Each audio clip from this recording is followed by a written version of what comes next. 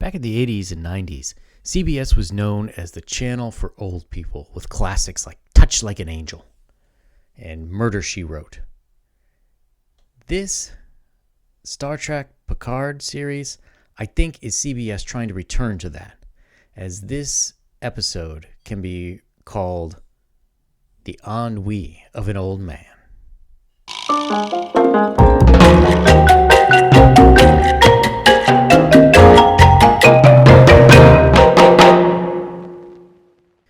This new Star Trek series, in a lot of ways, breaks my heart.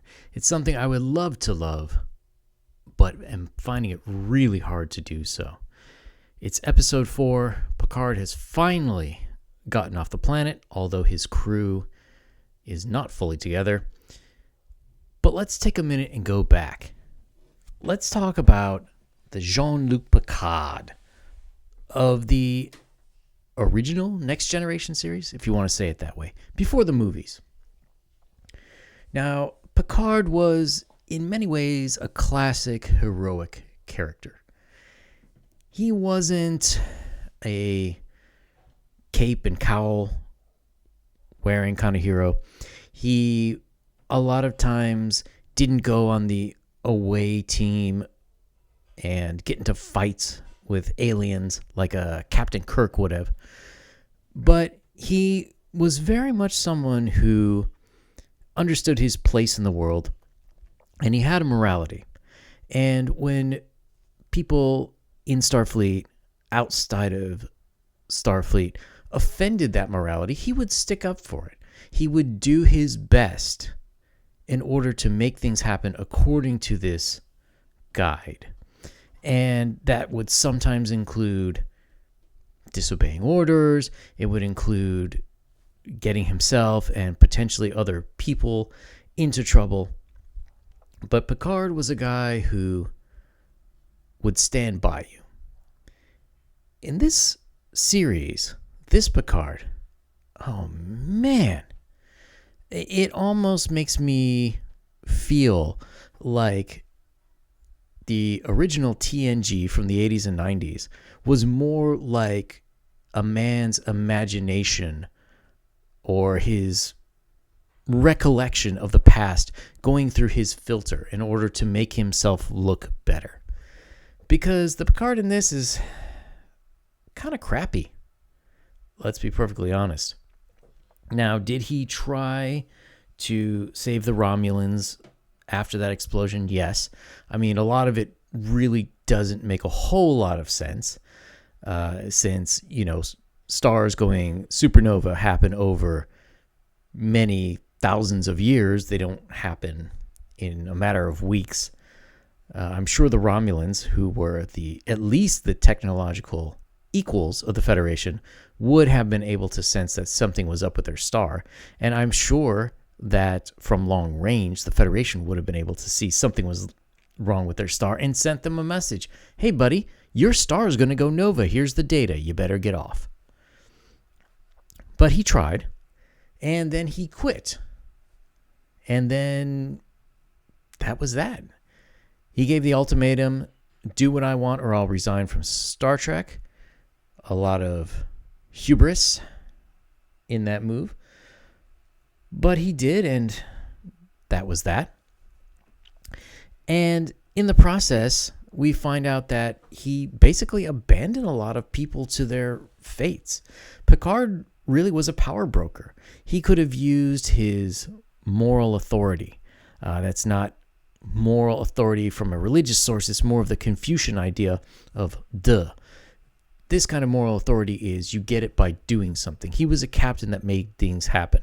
He defeated the Borg. He defeated Klingons and Romulans and all these things. Certainly he would have been well respected, and many people would have followed him. Even after he resigned from Starfleet, he could have said, hey guys, can you check in on these Romulan settlements? He could have made arrangements, but he didn't. And that brings us to some of the characters that we have here. Picard and the crew, now that they're finally off the planet, they make a stop at this world called Vashti. Now, On Vashti, there is a Romulan refugee settlement. It looks very much like the California desert for whatever reason. And when he gets there, he reunites with sort of like the Shaolin monks of the Romulan world. They are the most famed warriors in the universe, even though we've never heard of them, and Klingons were supposed to be, or the Borg, or the Jem'Hadar, or whatever. Yeah, and hey, where were these guys during the Jem'Hadar War? That's a very good question. So he helped them set up this new nunnery, monastery, I don't know what you call it. But there was a little boy who was there, and he was an orphan, like many. He ended up growing up there. Picard said he was going to find a home for him. He didn't. He just kind of forgot about it, threw up his hands, went back to his vineyard, said whatever. So this boy, Elnor, he's now a man. He passed all these fighting rituals and whatnot, and he takes up Picard's cause because it's a lost hope. But really, there's some daddy issues going on. And this whole adventure just seems like Picard trying to fix the mistakes of his past. He feels bad about the whole Data thing. Okay. So he's trying to save the daughters. He couldn't save one daughter, and now he's looking for the second daughter, Soji. I don't know. I don't really want to watch a show that's just about an old man who feels bad for the things that he did or didn't do during his life, and he wants to fix them up. So, some of the good points, the fighting continues to be great. The guy they got for Elnor, I wouldn't say he's as good as like guys you'd see coming out of Hong Kong or something, but yeah, he handled the sword well. Why he uses a sword in a world of phasers, I have no idea, but he does. And he kills some people with his sword, even though we've never seen Romulans use swords before. But look, that's not really important. There is a space battle with the original series generation Romulan warbird. That's pretty cool. Again, there's a Deus Ex Machina, where they're about to get their butts handed to them because they're not on like a Galaxy class starship anymore. And this other ship comes in at the last minute, very cool looking ship. It gets totally destroyed. They beam the pilot aboard, and who do we see but Seven of Nine? It remains to be seen why exactly Seven of Nine is there. Now, we do have stuff about the Borg, so okay, it kind of makes sense that she's interested. But let's be honest, the real reason is they needed a hot woman from the original series. The Next Generation cast is, I hate to say it, but guys, that was like 30 years ago. So they're all in their upper 50s. Jerry Ryan, I think is in her 40s or something, but let's just say she has aged well. So we're definitely going to see a lot more of her. And that's where they left it off. Like, oh man, that is interesting and yet disappointing. And again, a lot of odd choices by Picard.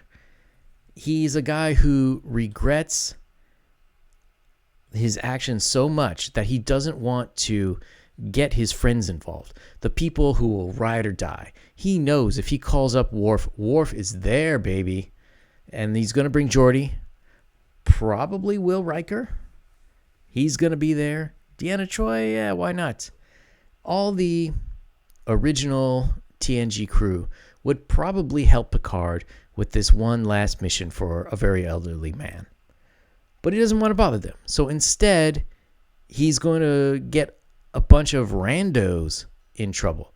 Like, wouldn't you want the people who feel with you, who are sort of on your side? You know, you don't want to hurt your friends, but at the same time, they kind of understand what they're in for.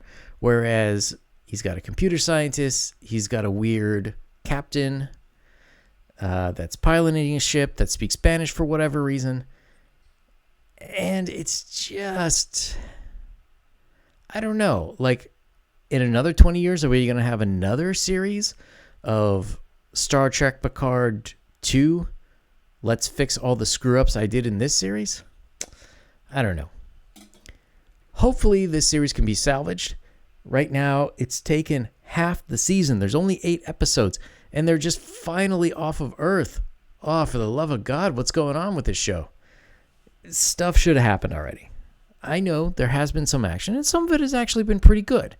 But in terms of the overall plot, Picard has to go find Soji and save her. Meanwhile, Soji's off on the Borg cube. She's still doing the guy, and she finds out he is Tal Shiar. And I don't know, and there's some weird, like, take your socks off, sliding down a hallway scene, which sounds great for, like, 14-year-olds, but aren't these people in their 20s? A lot of weird choices. All right, at any rate, this is probably an episode that you could skip, or maybe not skip. You definitely want to do it on like 1.5 time speed, because nothing really that interesting happens. We just pick up Elnor and 7 of 9, and I think that's the last of the crew before we actually get into something. So hopefully, episode 5, something's going to happen. All right, if you like this video, click the like button, subscribe. We'll definitely have more Picard reviews, and tell me what you think. Do you think this is as boring as I do? Do you think it's kind of, I don't know. I feel when you're watching Picard and he's doing all this stuff, it's kind of like when somebody in real life says something embarrassing and you just kind of like look in the other direction to let them save a little face and pretend it didn't happen. That's how I kind of feel watching this. Do you agree? Do you love it? Do you hate it? Tell me what you think.